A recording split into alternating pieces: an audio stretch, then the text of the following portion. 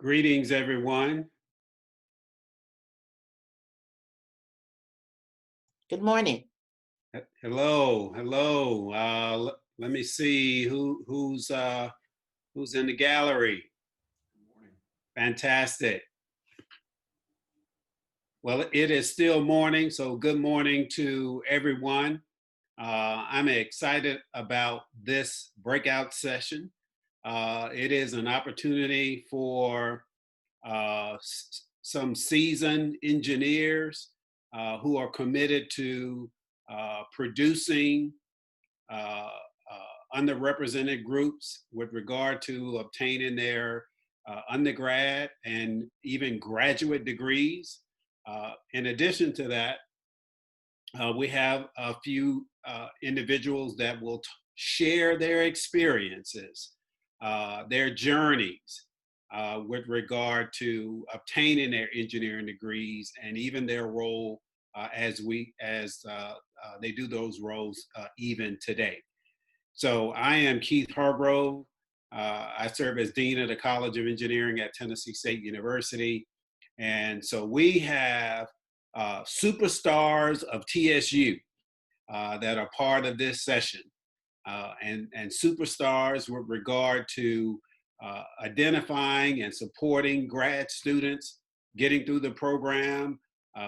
We have a superstar who runs a multi-million-dollar research entity of Tennessee State University, and several students who will also share about their experience as well. So we're going to get started. Glad that all of you are on the call. I'm going to introduce our first speaker, and Dr. Andrea Tyler, who currently serves as Director of Graduate Student Services and a Research Associate at Tennessee State University. And she will share some perspective about what she does. And she also has a number of outstanding students that are part of her program and what she's doing at Tennessee State. So Dr. Tyler, we are glad that you're a part of this and look forward to your discussion. Well, great. Thank you so much. I'm actually, if I seem a little distracted, I think with the transition, I only see one of the three presenters. So my hope is that in our short time that I have to talk, that I get the other two in. I think they got lost in the transition of the last session. But again, my name is Andrea Tyler, Dr. Tyler. I work at Tennessee State University. I'm going to tell you briefly about me, but the highlight of my talk is really for the students to hear their voices. This session is about funding and being in the STEM areas. And I know that the title mentions females, but know that what we say in this session is applicable across genders. But just know specifically, I was talking about originally females. So again, I'm Andrea Tyler. My background is in mechanical engineering. I got my degrees in mechanical engineering. However, my doctorate is in education with a focus on engineering education. And so I did that very methodically, in that I knew that as a career choice, I wasn't necessarily interested in doing hard engineering, but I wanted to help others who look like me, primarily Black females. And so my whole life career has been, with the exception of, I mean, I did work in corporate America, but my whole endeavor in life is to ensure that young people get the opportunities and funding needed in order to be successful in the areas in which they wish to pursue.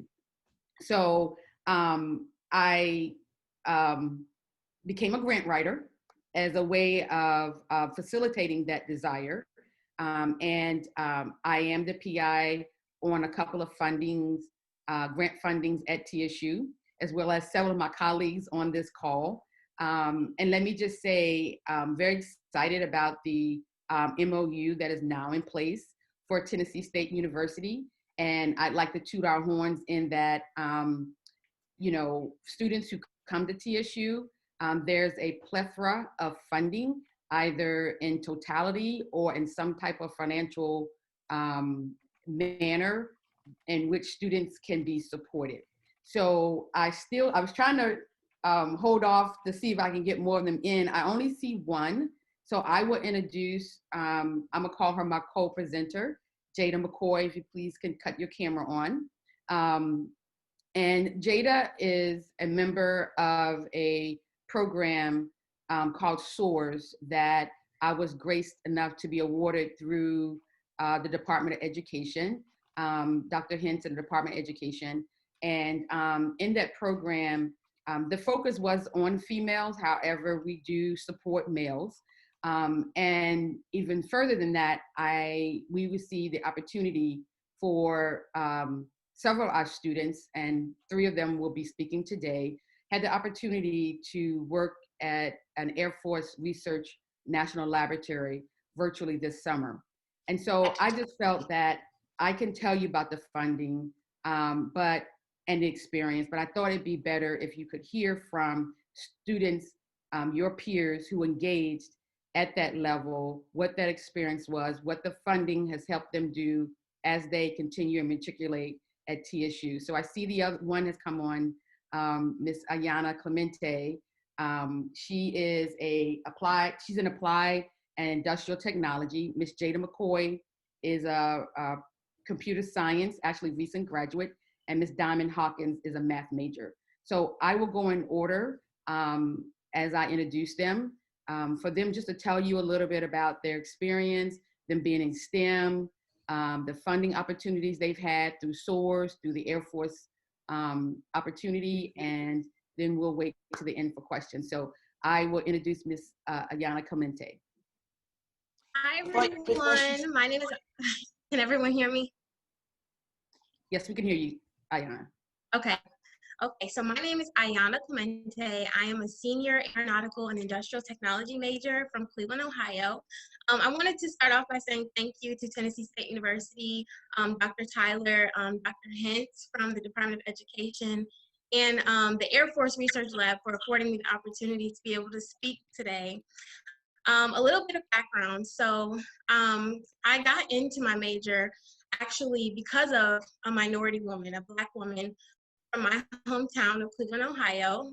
She was working for Cleveland Hopkins International Airport at the time, and she exposed all of the different opportunities and careers that you could do in the aviation industry. So when it came to choosing my major, she's actually the person who inspired me to do so, to get into this field.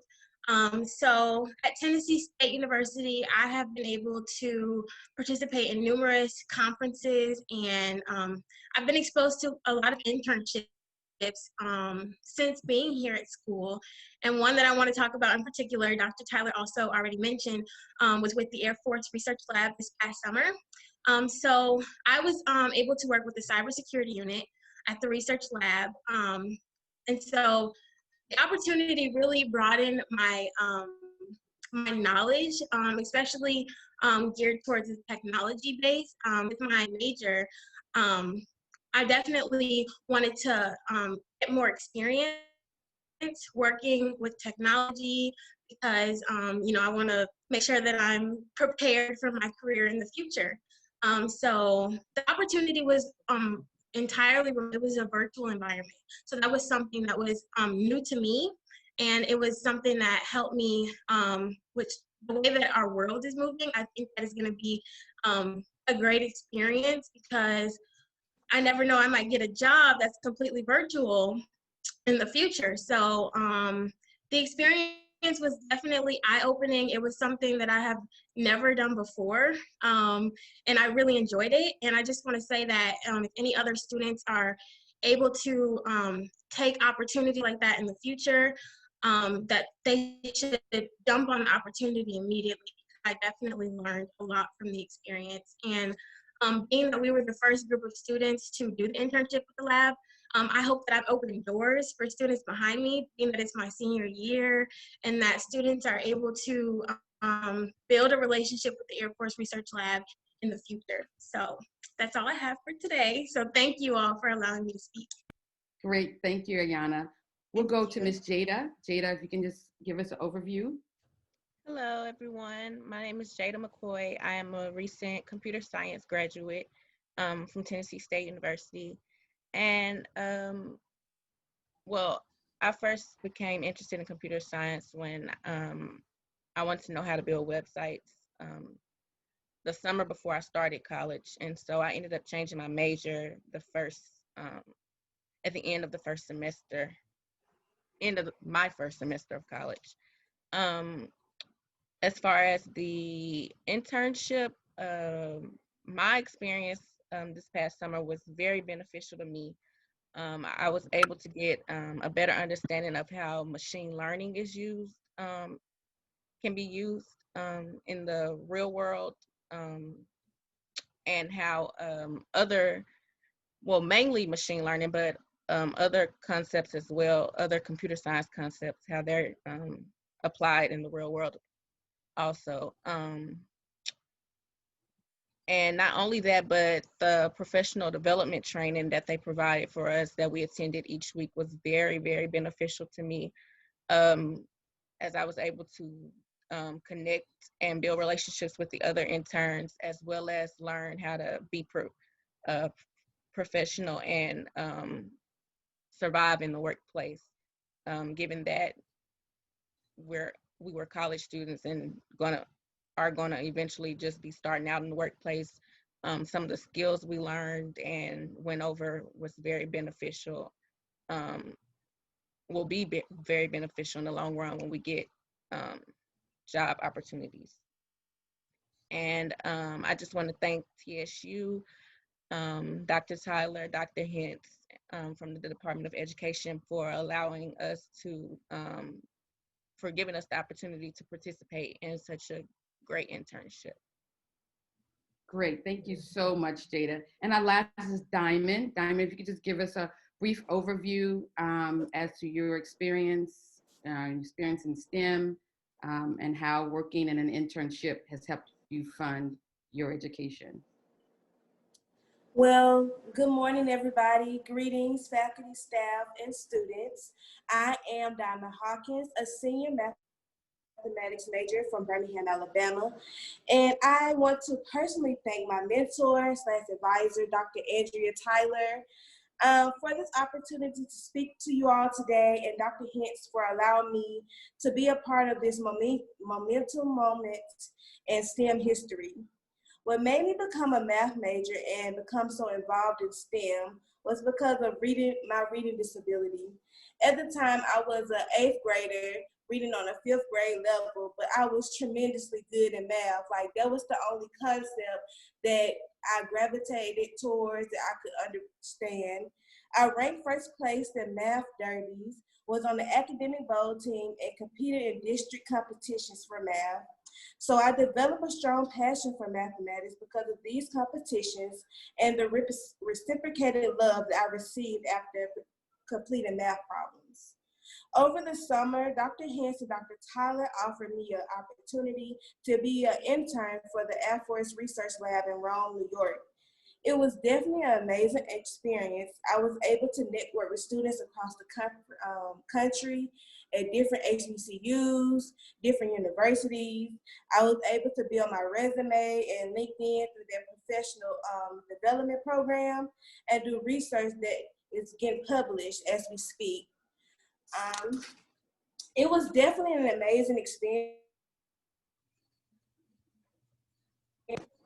I couldn't have gotten this opportunity without Dr. Tyler and Dr. Hintz. So I just want to thank them again, and thank you guys for allowing me to be on this call today. All right, thank you so much. So I think that was very impactful. I think sometimes when we talk about students' experiences as it relates to internships, funding, it's good. And I really wanted to engage the students in this session to not just hear from me, someone who already has our degrees, or from some of my other colleagues who'll be speaking, but from your own peers at your level. So let me just talk a little bit about more of the funding at TSU. I say all the time as I talk to people about coming to TSU, not only is it a wonderful institution to come to, it's an institution that if you're in STEM, we can support you in funding. So I don't want to call out all the different ways in which we can provide funding, but I do want to highlight a few. You know, I always tell people coming to TSU, literally, you know, if you're a student who wants to major in STEM, be it a male or female, there is funding where either your tuition is paid, so basically 100% in terms of you attending TSU, or some type of program where they're offering you financial support. So I highlight things like in the ag area, we have a program called the Dean Scholar that funds students. They actually have several programs, one where students just receive funding as a support, and one where actually students are receiving funding at 100%. We have the TL SAMP program at TSU. We have the MARC program for students in biology.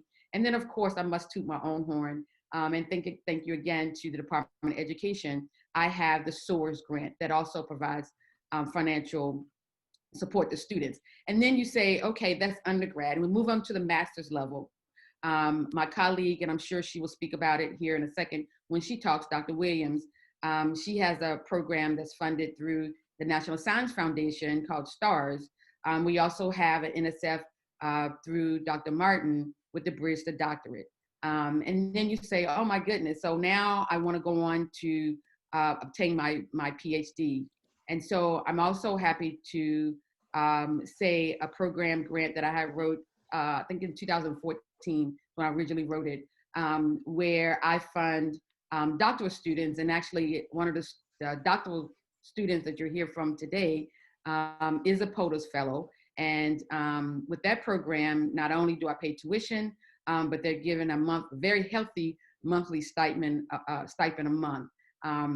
Their books are paid, stipends, research supplies, and everything. So I guess I say to say, I know at TSU, there is funding, there is money there if you're interested in STEM.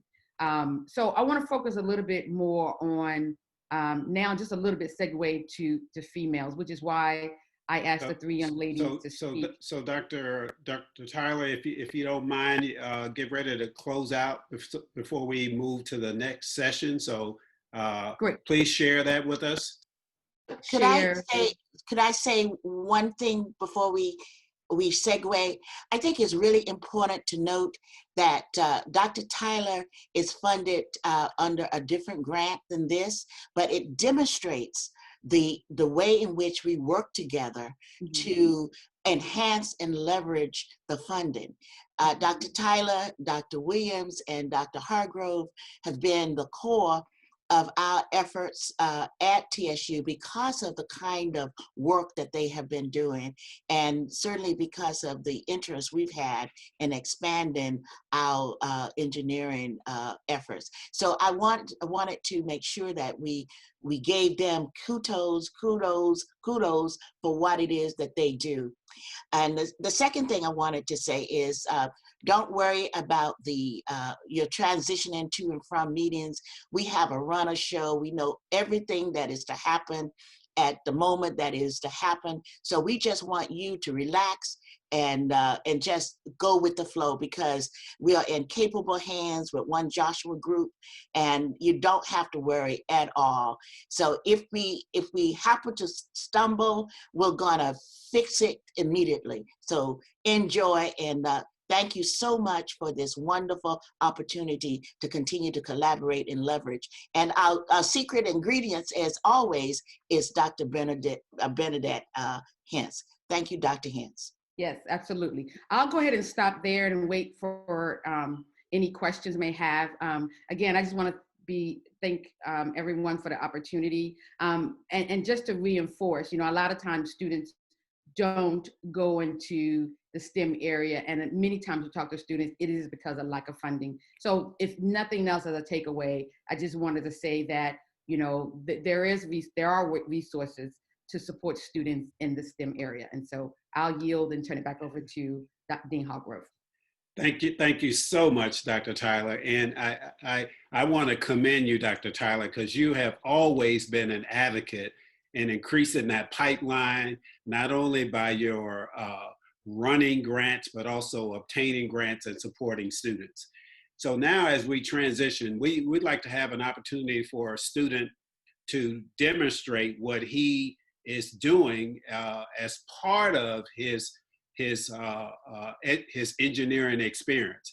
He's supported by Dr. Tyler with her funding. He's a PhD student in the Engineering and Computational Science program here in the College of Engineering at Tennessee State University. Mr. Omari Paul is a FIS graduate, one of our partners, Dr. Juarez, and so he is now completing his PhD at Tennessee State University as a result of the support from Dr. Tyler and the rest of the university. So, Mr. Paul, share with us an application of technology that you're currently involved in. So he actually just sent me a note that his power flicked off, so he is trying to rejoin. And so he's having some power issues. So he was on the Zoom. Yes, he was. Wow, talk about bad Well, timing, right? those are the glitches I was talking about. But don't worry, he'll get back on. That's right. That's right. Hey, and until he does, Dr. Tyler, in 30 seconds, tell us about the funding for Mr. Paul. Oh, great. Fantastic. So that's a grant that's also funded through the Department of Education. The grant is called POTUS, and that is Preparing Our Tomorrow Uniquely in STEM. And basically what that grant it's for doctoral students or students pursuing doctoral degrees at TSU. Their full tuition is paid for 4 years. They receive $3,000 a month in stipend.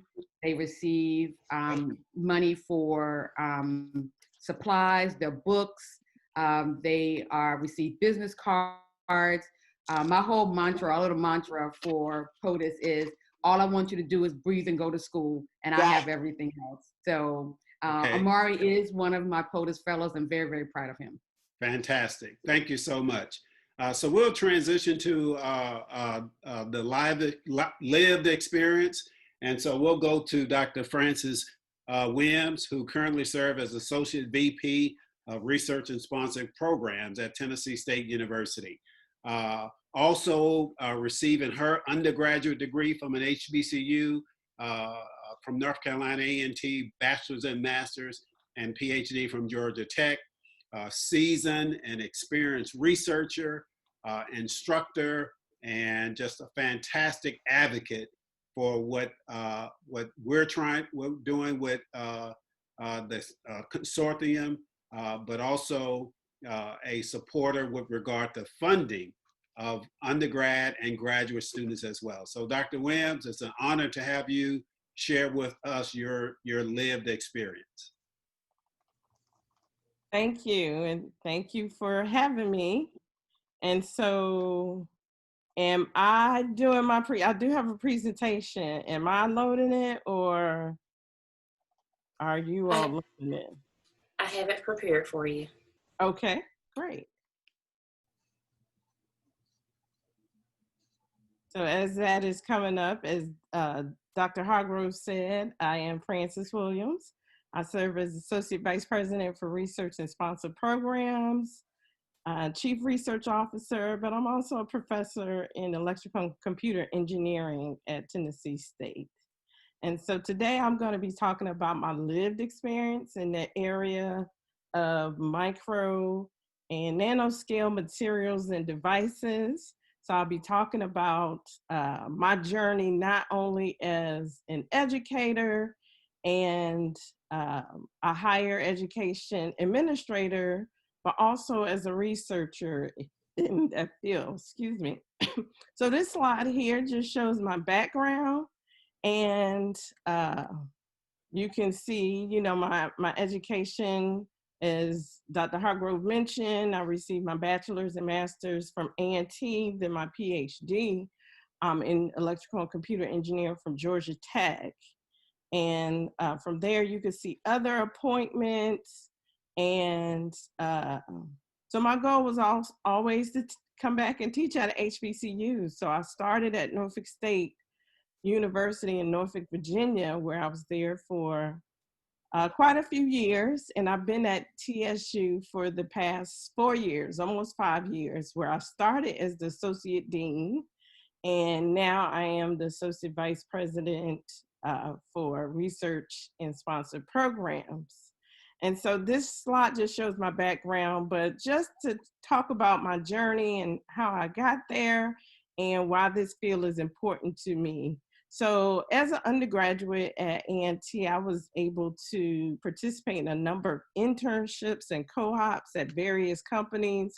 And they were great experiences where I got to see and experience different sides of electrical engineering.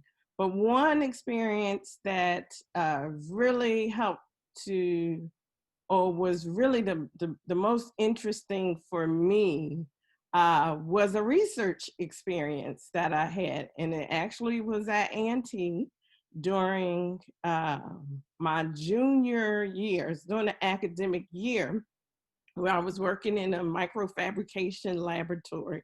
So you could go to the next slide. And so working in this laboratory, I actually was able to learn about microelectronics and integrated circuits and how you make the chips that are actually in our computers. And so I was able to see how our class concepts were able to be applied and just real life applications. And so that really was interesting to me. I love working in the lab. I love doing experiments. And so that really piqued my interest. Then from there, so I decided to get my master's degree from A&T in that field. And from there, I also, while I was in graduate school, I took a class called Micro and Electromechanical Systems or MEMS. At that time, that was a new area, and it talked about using the IC, some of the IC concepts to make these miniature 3D structures. So we're talking about small gears, small micro needles for biomedical applications, small accelerometers that could be used for car airbags. So these devices were everywhere. And it really was very intriguing for me. So from there, one of the things I noticed while I was at A&T, even being at an HBCU, we had no African-American female faculty in engineering. And so from there, and just thinking of what I wanted to do, I decided that I wanted to go get my PhD and continue in my research field because I really liked it. I liked that it was applied. And I wanted to come back and teach at an HBCU so that, you know, my students would never have to say, you know, they had never even seen an African-American faculty member in engineering. So that's what I did. I went to Georgia Tech. If you could go back one slide. I went to Georgia Tech and pursued my PhD in electrical and computer engineering, where my research area was still microelectronics. So again, that seed was planted while I was at A&T, even as an undergraduate research student. So I work in the clean room because I'm working on very small scale devices, micro and nano scale microsensors. Okay, next slide. And so from there, I graduated from Georgia Tech, and now I started and served as a director and PI for the micro and nano skills or micro and nano systems research group.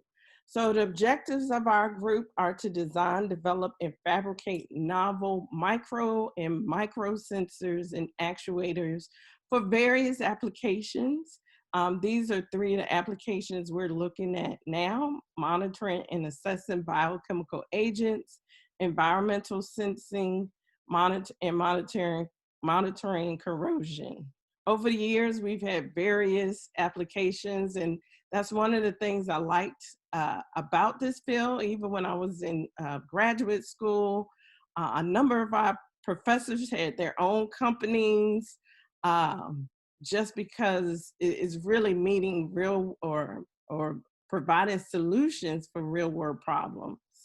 So in recent years, micro and nanoscale research has greatly increased due to the need for technology and devices for health and environmental monitoring. So these are some of the main applications for us now. And so now we're actually introducing novel nanomaterials that have these nanostructures, such as nanowires, nanotubes, nanoparticles, to provide for miniaturization and improve performance of these devices. It's a number of advantages for why you would want to incorporate nanostructures with these devices, but basically they lead to smaller, lower power smart devices that are highly sensitive. Because again, when we're looking at biological and chemical species, we want devices to have features that are along those sizes. Okay. So I'm going to focus on two of our devices. And basically, this is our structure for this device. So we have nanostructures. So what we do is combine the nanomaterials. They could be nanostructures. They could be nanoparticles. And then we normally have a biomaterials such as some protein, enzyme, DNA, RNA. And they are integrated onto our devices to make novel sensors or probes for our given applications. Next slide. Okay, so these are four of the devices that my group has been working on. One you will hear about from Omari when he joins. He's in my group, and he's working on the surface acoustic wave device for corrosion sensor, the SAW device. But the top two I will highlight. And the great thing about working in this field is not just that we are creating solutions for real world problems, but for me, you know, they actually have personal implications in that these sensors would be used for patients with diabetes or prostate cancer. And so that hits home for me, where my father actually has diabetes and he had prostate cancer. So being able to work in a field where you are making solutions and products that are personal, you know, it's just has been great for me, and part of the reason, you know, that I love my field. So in terms of these glucose sensors, we are using nanostructures on our working electrode. We actually apply our biocoating. And so basically we design and fabricate the sensors with enhanced, improved performance by incorporating, again, nanoscale materials in our biomaterials.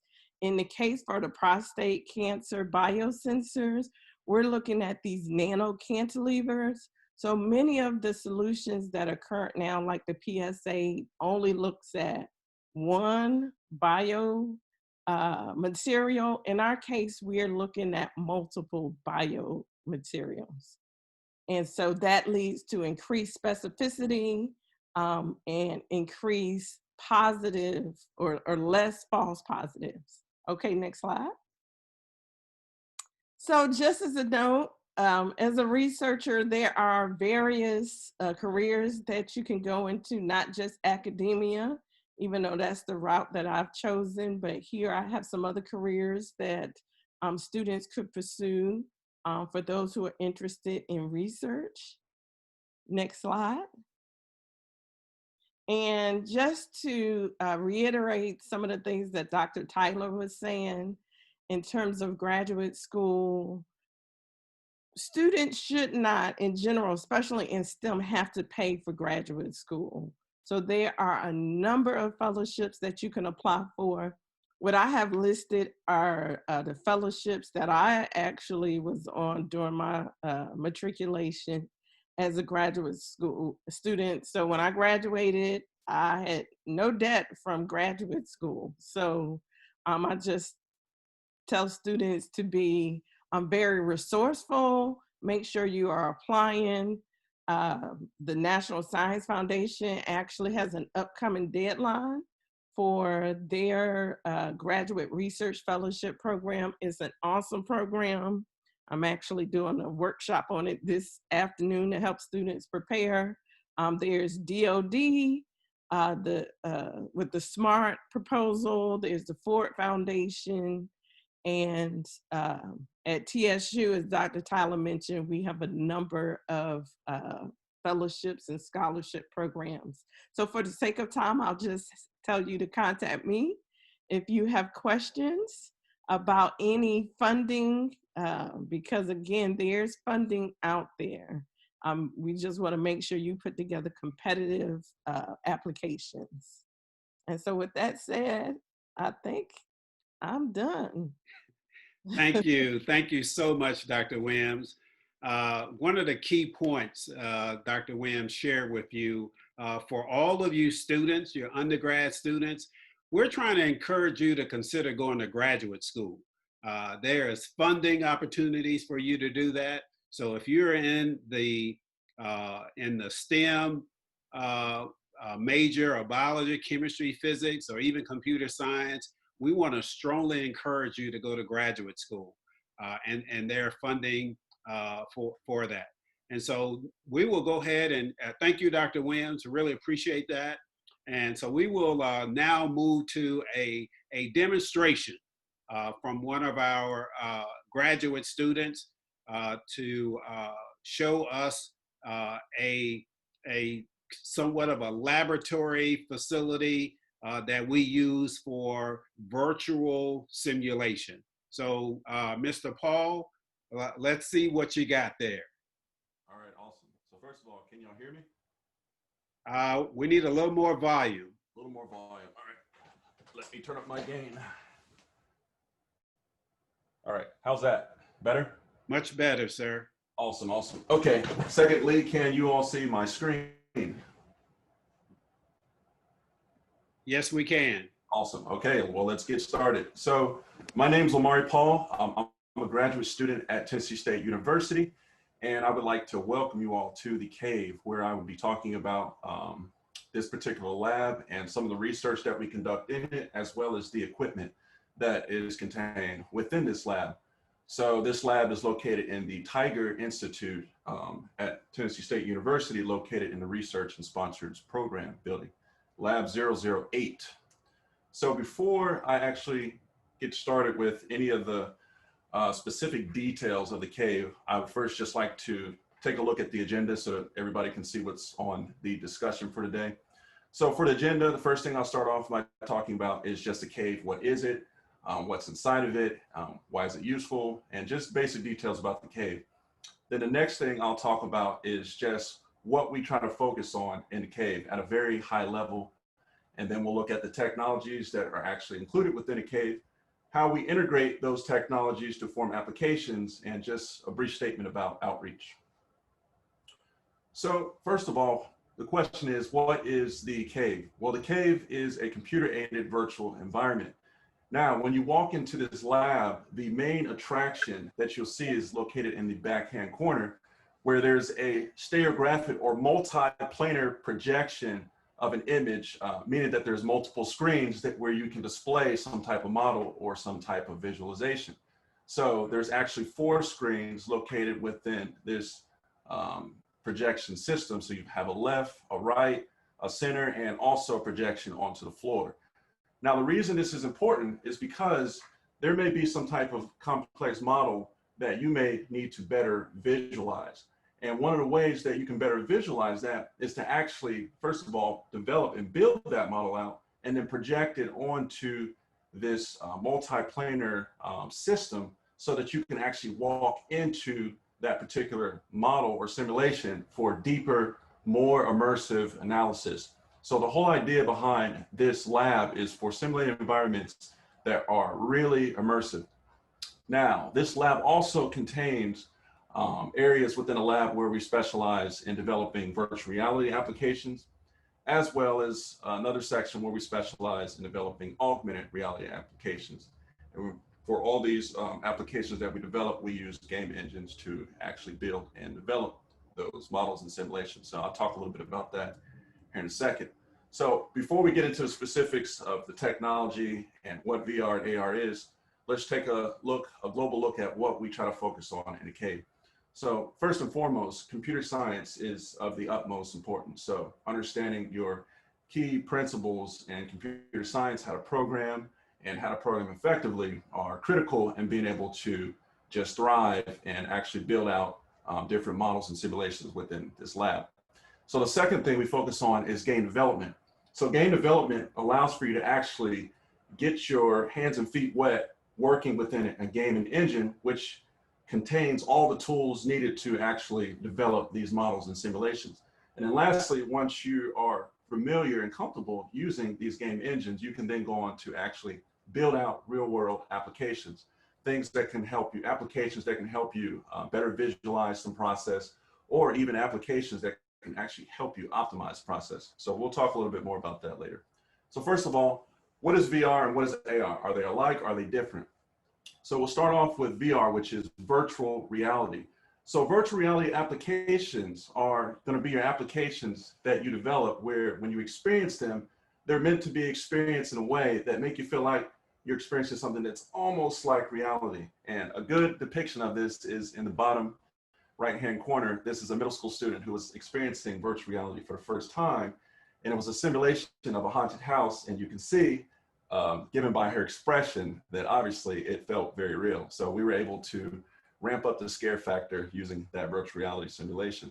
Now, augmented reality is a little bit different in that it is meant to actually give you peripheral information about the world around you.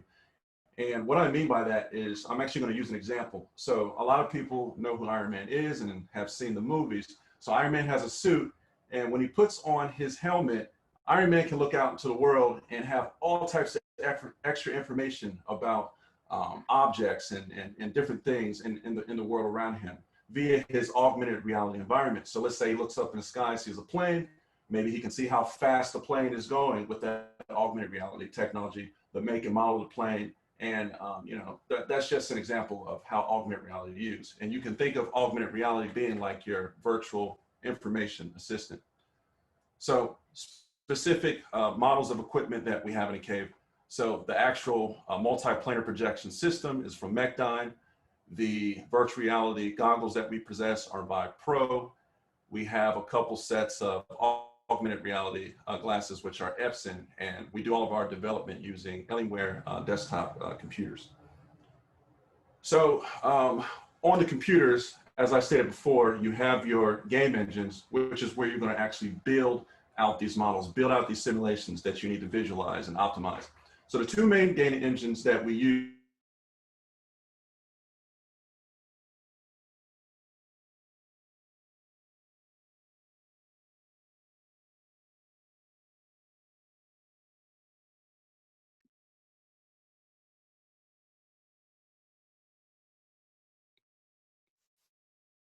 Hello? I think he froze. Yeah, he's frozen. He has an unstable internet. Dr. Tyler, you have to give him some money. Well, To stabilize his internet. well, that may be true, but It may be the storm. That lab, I actually am the director of that lab, so I may need to do something to improve that as well. So looks like now I'm speaking to the right person. Yeah, looks like we lost him. So I'm assuming he will call back in. So that facility, the cave, again, resides in what is called the Tennessee State Graduate Engineering Research Institute, Tiger Institute.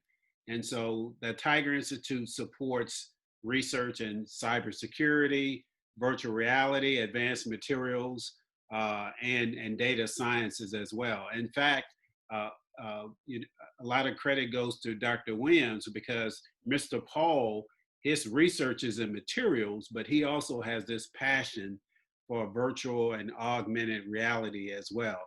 And so both of his laboratories are in the same general area.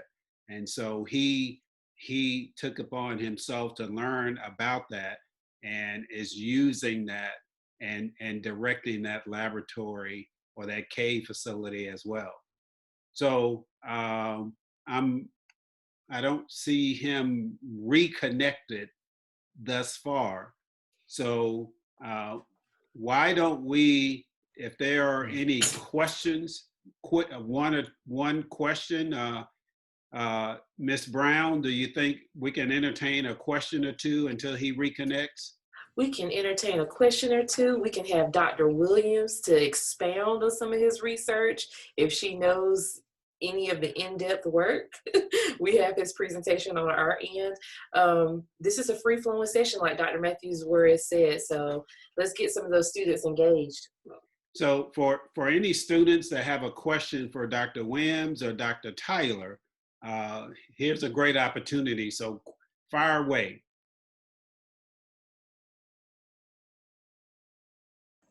My name is Jeremiah Wilson, and I'm an undergraduate at Tennessee State University for electrical engineering.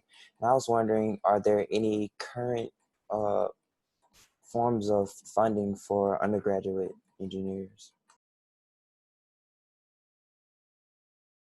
I'll start with that, and Dr. Williams can follow behind me.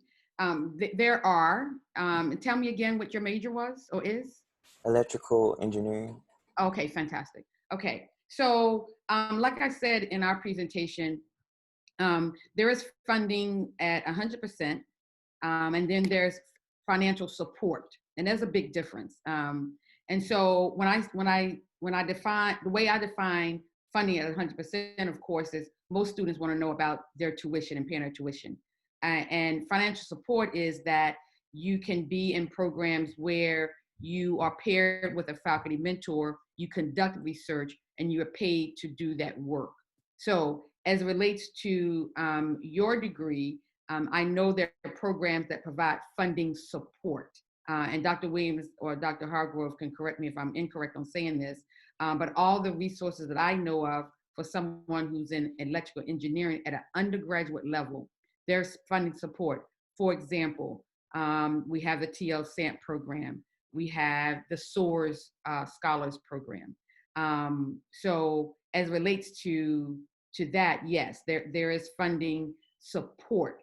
But that support is invaluable, where you will be paired with a faculty mentor to conduct hands-on engaging research to further your endeavors in your field, and you are paid to do that.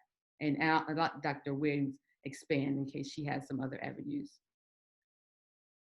Yes, so in terms of funding, if you're talking about scholarships, then you would need to talk to the dean right there. If you're an engineering student, what did you say your major was? I'm sorry.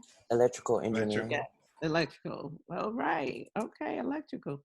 So, but still, Dean Hargrove would be the person to talk to for just scholarship opportunities. Now, in terms of research opportunities, we do have various faculty members and PIs who have received grants and are, maybe looking for students to work on their funded projects. And in that case, you would be working with that PI and getting paid either wages or stipend, just depending on how it's set up. It could be a training project, or just could be, you know, you're working on that project. So I could talk to you more about that as we, to try to connect you with those opportunities. And I'm back, by the way, Dr. Williams. Okay. Right.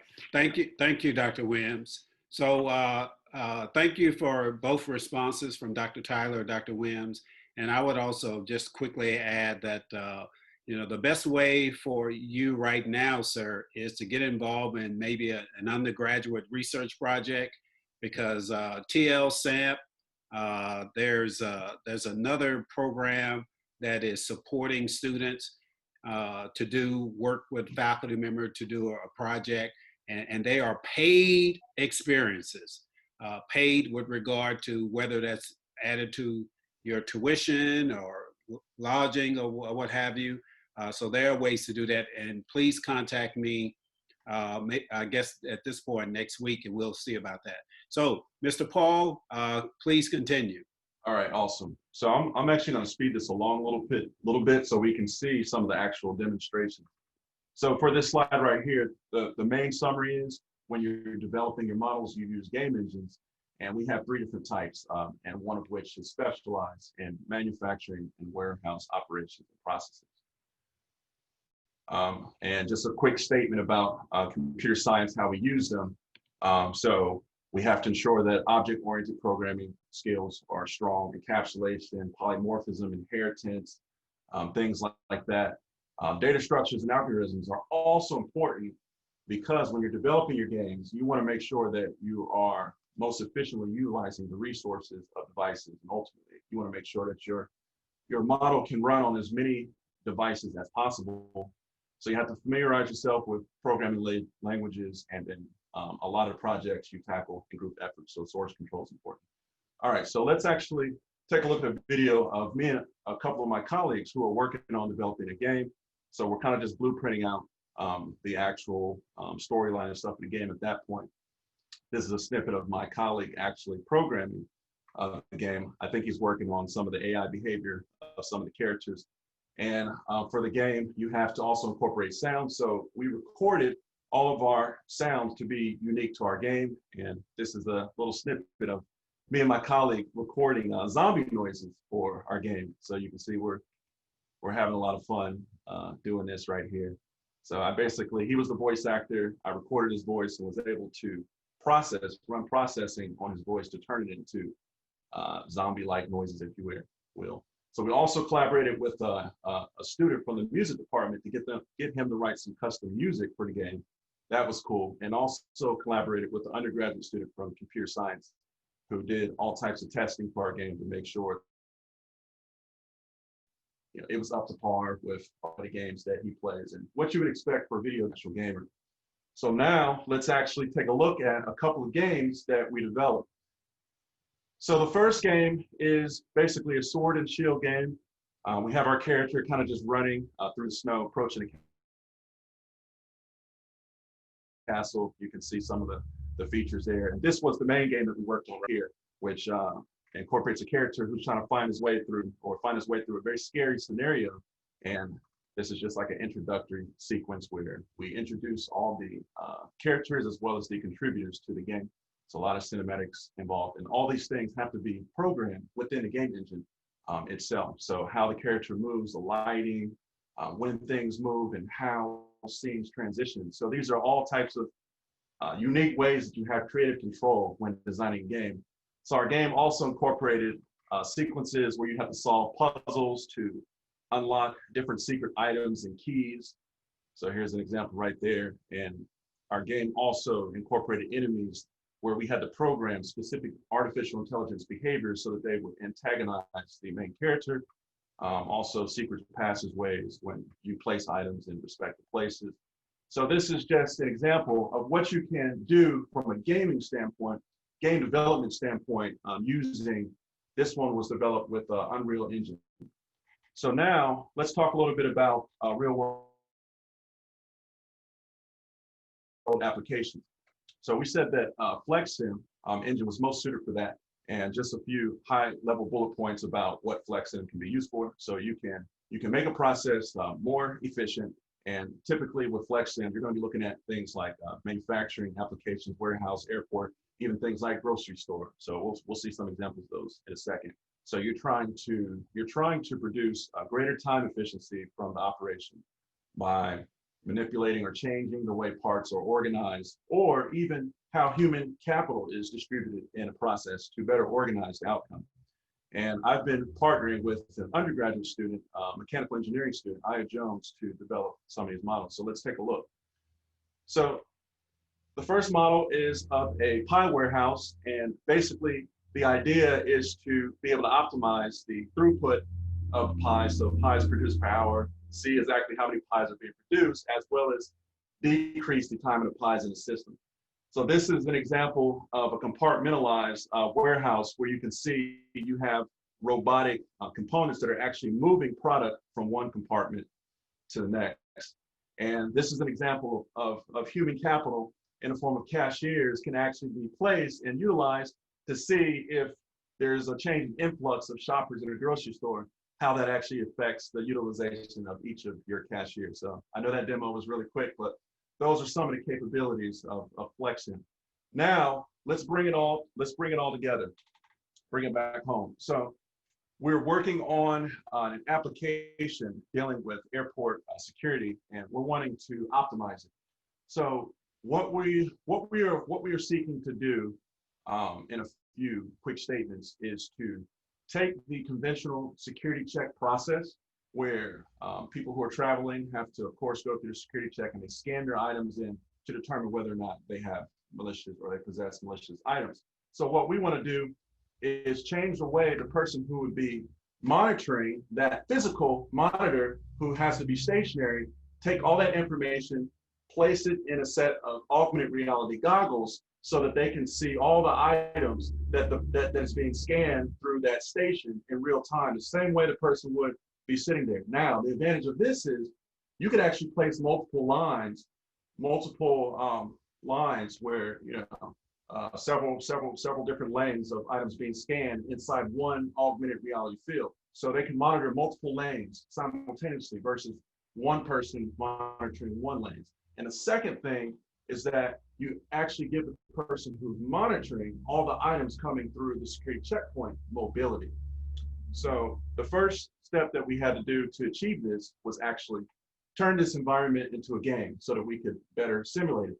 So we used the game engine to basically just develop this very generic background right here.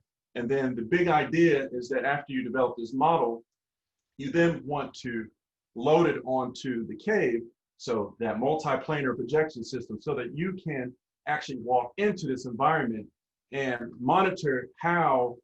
better monitor and assess how your simulation is performing from a more immersive standpoint.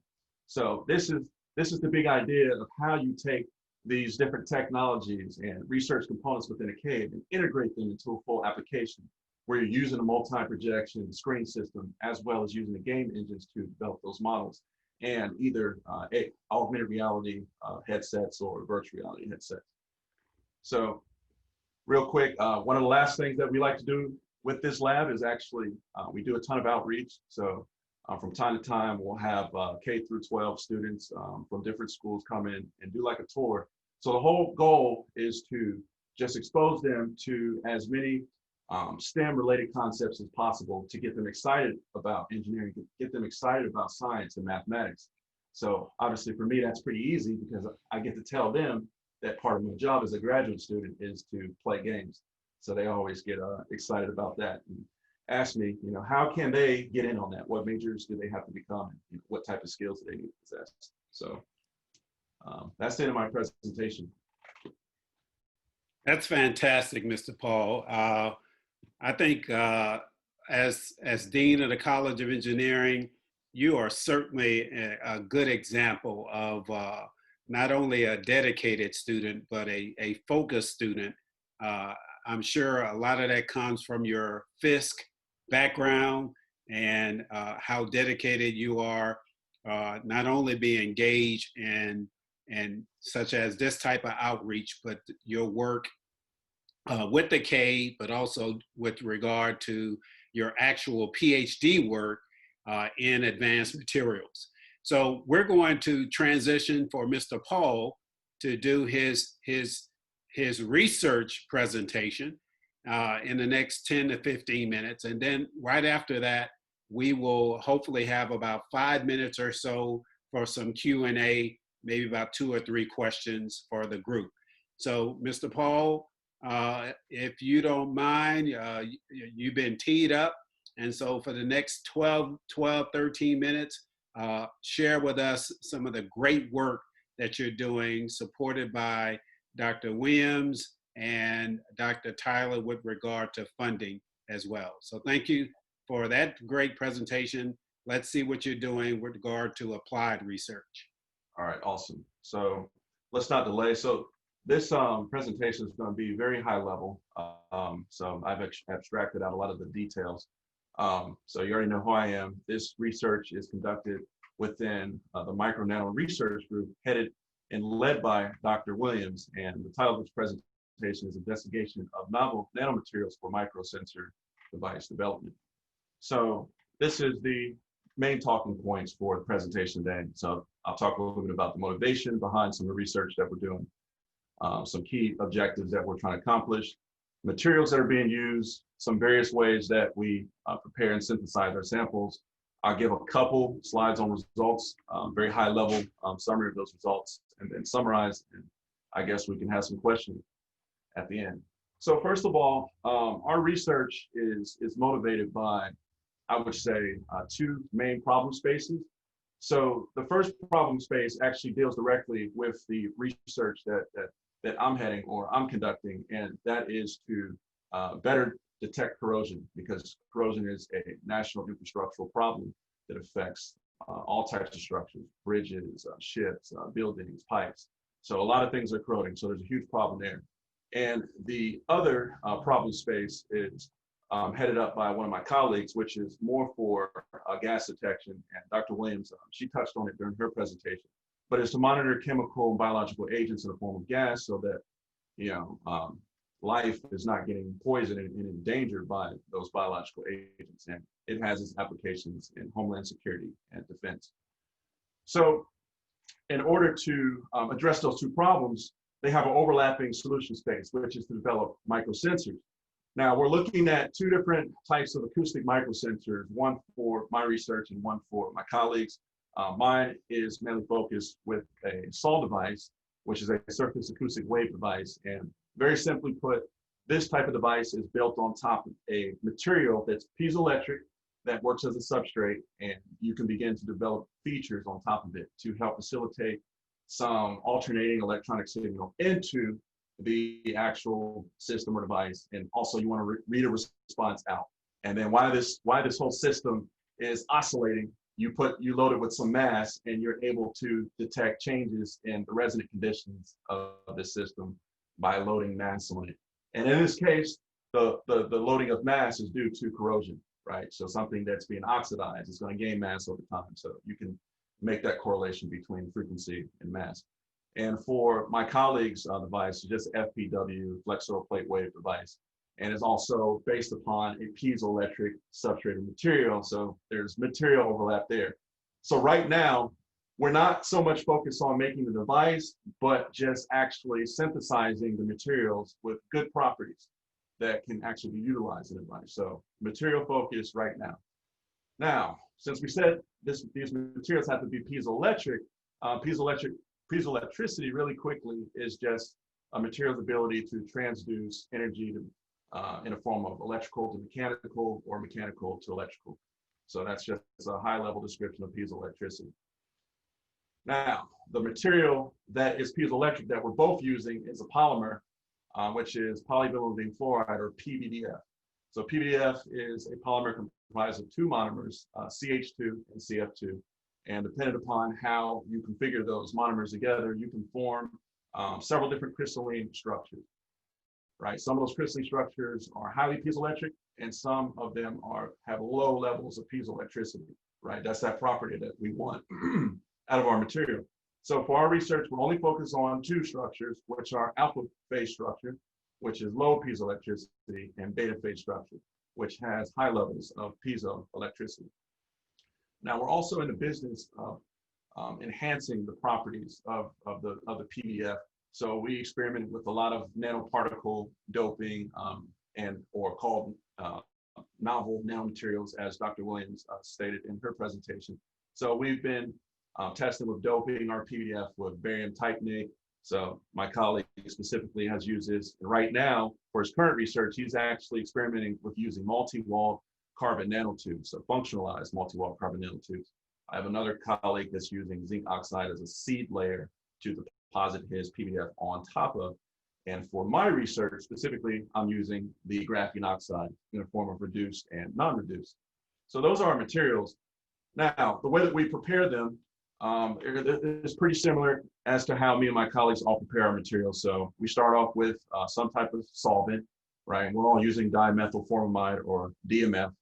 And PVDF starts off in the form of a powder, right? And then we each have our dopants, mine are the graphene oxides. We have to weigh all our materials using electronic scale, disperse our materials evenly and uniformly using a sonicator.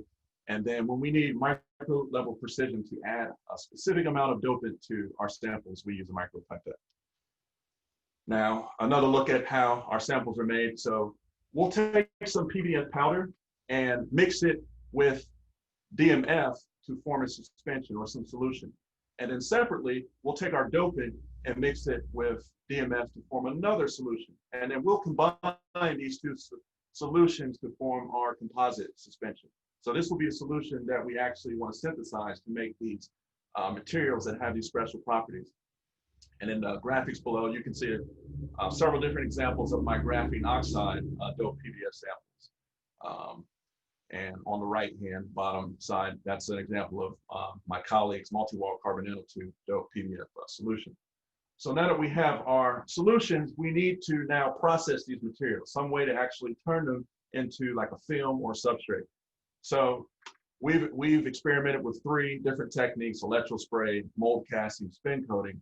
And right now, I think the general consensus everybody is using electrospray. So I'll talk a little bit about that. So electrospray, very generically speaking, uses a power supply that applies a high voltage to a needle. Now your material is pumped through some tubing by a syringe pump and ultimately passes through this needle. And along passing through the needle, it picks up that charge that the needle has been charged with from the power supply. And this highly charged solution now becomes highly attracted to a grounded collector that's set directly below. And if we want to take a zoomed in look at the interface of that material exiting the needle, we can see there's a couple mechanisms in play. So the first is this cone jet spray mechanism, where your material, as it's passing through the needle, gets pulled into something called a Taylor cone, ultimately flowing into a small stream of material called jet. And this stream of jet gets spaghettified and stretched so thin that it begins to break off into small droplets, where those droplets fly off at random momentum, random directions, which actually form your spray. And one more mechanism that takes place simultaneously is something called Coulomb's fission, where since all those droplets carry the same charge, they have a tendency to repel away from each other. And as they repel, they break off into smaller, more refined droplets, and ultimately you deposit a fine mist onto your substrate that sits on this grounded collector below. So that's how electrospray works, and that's what it's comprised of. So now that we've made our materials, we now need to characterize them, and we're using various different methods to characterize. So to actually look at the physical structure of our materials, get a physical picture, we use scanning electron microscopy to actually look at our materials. And we can also get physical information about our material in the form of roughness and thickness using profilometry. My colleague is using a quartz crystal microbalance system to actually load his materials with specific gas masses to see the relationship between how much gas has absorbed into his material and the frequency shift outputted by this system. And we also use several different spectroscopy methods, which are down here. So now that we've characterized our materials, we then have data which we have to organize and plot. So all of our data was organized and plotted using Origin Lab Pro. And for my research, specifically in this presentation, we'll take a look at some Raman data, or the conclusion of it at least. where we just integrated very specific peaks underneath our Raman plots and then plotted those values. And then for my colleagues' experiments, we'll look at some of the results in how his samples or how his sensors were able to actually attract and absorb gas. For any statistics, we've plotted standard deviation and mean values to have more statistical confidence for our results. Okay, I'm getting something in the chat. I'll take a look at that in a second. All right, so generally speaking, what we're looking for my research is we're looking to see how electrospray affects outcomes. We're looking to see how doping affects outcomes, and then also how samples become thicker as you spray for longer times, as well as rougher. And then for my colleague's research, he's looking for the frequency shift for plain multi-wall carbon nanotubes, the frequency shift for his doped PVDF with multi-wall carbon nanotubes, and comparing against ethanol, which is a polar gas, versus acetone. So my results really quickly, on the left-hand side, this just indicates that we need to be electrospraying our samples because it produces outcomes that are 3 times as beneficial as just using the crude method of mold casting or drop casting. So there's a special contribution that the synthesis process has for our results specifically. So that's what the plot on the left says without going into all the detail. And then the plot on the right is basically telling us also, when you dope your materials, which are all these data points right here, the ones that have color to them, you see this increasing upward trend. And this means that we are getting favorable results as we dope our PVDF more and more compared to this undoped data point right here on the far bottom right. So doping and using electrospray benefit our materials greatly. And then these are just some results about the sample thickness increase as we spray for longer and longer time periods from profilometry, as well as an increase in surface roughness. So really quick summary of my colleagues, some of his highlighted results. So on the top, the 2 top graphs represent the plain multi-wall carbon nanotube results. And we can see that we're comparing against ethanol gas on the left and acetone on the right. And we can see the frequency shift as the sensor had that gas absorbed to it. And then on the bottom is your PVDF multi-wall carbon nanotube frequency shift results. Okay, cool, 7 minutes, awesome. And ultimately the conclusion from this slide is that in the bottom right-hand corner, that particular sensor had the optimal frequency shift, which represents that more of that gas absorbed to it. Now, this is because of 2 reasons, or hypothesized reasons. The first hypothesized reason is that ethanol, being a polar solvent, is able to absorb at a higher level to functionalized multi-wall carbon nanotubes because of specific interaction or attractiveness that they have because of the polar solvent and the functionalized multi-wall carbon nanotubes with that OH group. So that's the first reason that we speculate that there's a greater frequency shift. The first reason. The second reason is that through doping your PVDF with multi-wall carbon nanotubes, you actually increase the surface area of how many of those carbon nanotubes are actually able to exist on that sensor. So not only can they exist in a flat plane on the surface of the PVDF or within it, but they can also stick out like hairs. You can think of like a hairy rope, and those multi-wall carbon nanotube fibers sticking out the fibers of the PVDF like hairy rope, increasing surface area or more opportunities for gas to absorb. So that's why we speculate that this bottom right-hand corner performed the best. And this is just the same experimentation performed multiple times to show repeatability. The sensors for ethanol, or response for ethanol sensors on the left and response to acetone on the right. And in summary, just to quickly recap, so a couple things that we were able to show, and this is specific to both of our research projects. Electrospray was a good method to prevent aggregation, unlike spin coating and drop casting, which is why we are both using it currently. And for me specifically, my research, electrospray seems to have this synergistic effect with the RGO doped PVDF. And I didn't go into any detail about it, but we hypothesized that it has to do with the good electrical properties of the reduced graphene oxide. And the reduced graphene oxide PDF resulted in higher of that good crystalline structure that I talked about, which is the beta phase. And samples sprayed for longer times indicated greater thickness and roughness. That's expected. And then for my colleagues' research, longer time of electrospray deposition of multi-wall carbon nanotubes and multi-wall carbon nanotube PDF led to a good distribution of his material along the surface of his substrate.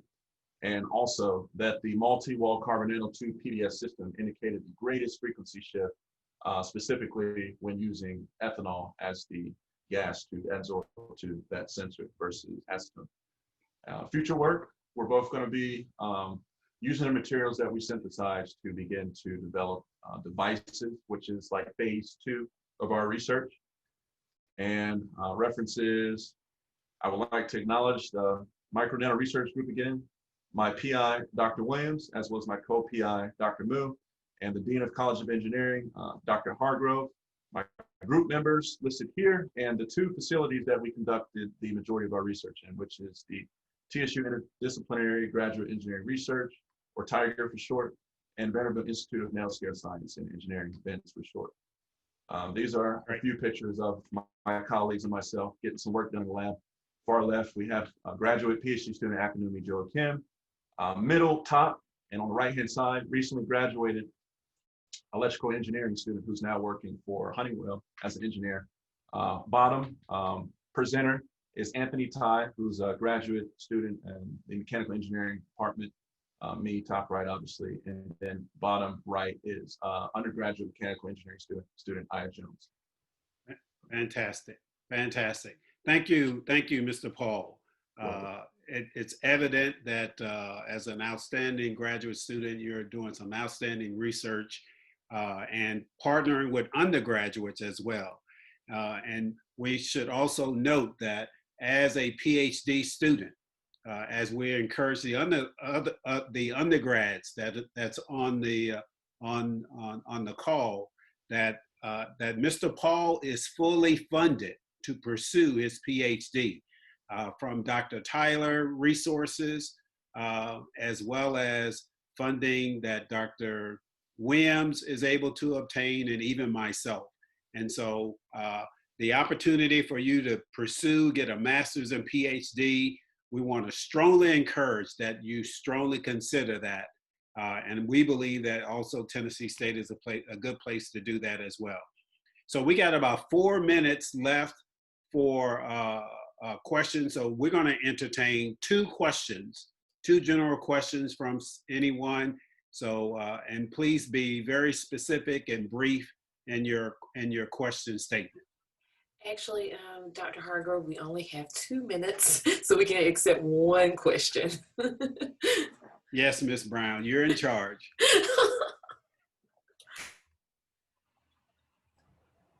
A student question? I have a question. Do you necessarily have to get your master's before your doctorates? Like, can you skip and go on to your doctorates? Good question. Dr. Williams, can you quickly answer that?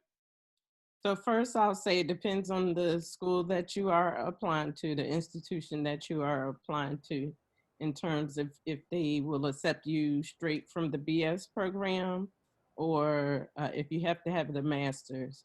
For our PhD program, the master's is preferred, but we will accept exceptional students with only a BS.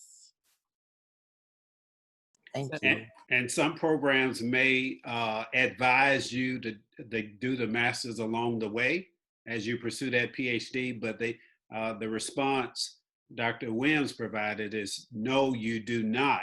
And it depends on the program as well as the institution. Thank you. Good question. Ms. Brown may let us have 1 more question if it's quick. Well, I have a quick question that's for my knowledge. Of course, I'm turning on my video. For Mr. Omari, questions as to how your research ties back to the corrosion and the gas. just to make me understand, because my electrical engineering brain is trying to figure out how that's all coming together with all of your chemicals and how it relates to the corrosion that's on the pipes or the bridges, and then how you are actually capturing how the gases are in the air, what percentage of gases are in the air. And then my second question is related to your cave video. How does the person who's viewing your AR, how do they know which person is in which lane? Because you had the 3 lanes and I saw you had the 3 names on there. So those were the questions that were burning in my brain. Gotcha. So Mr. Paul, be very brief. Okay. You got 2 questions. I hope you got those. Fire away. Yeah, and they're kicking us out in 60 seconds. So I'll answer the second question first. So the way that you could monitor who the items actually belong to would be, so you only need for one person to monitor the items, right? Now you also have peripheral workers who are, keeping tabs of the people passing through the actual lanes to scan them as well. So the only thing that the person would need to do is flag the item itself, right? And then with the help of flagging the item, they can get the necessary personnel to then go over to the corresponding lane and get the specific person who's associated with those I guess bad resources or whatever, for lack of a better term, so that potentially dangerous item. And to address the first question in 10 seconds, I don't think I'm going to be able to, but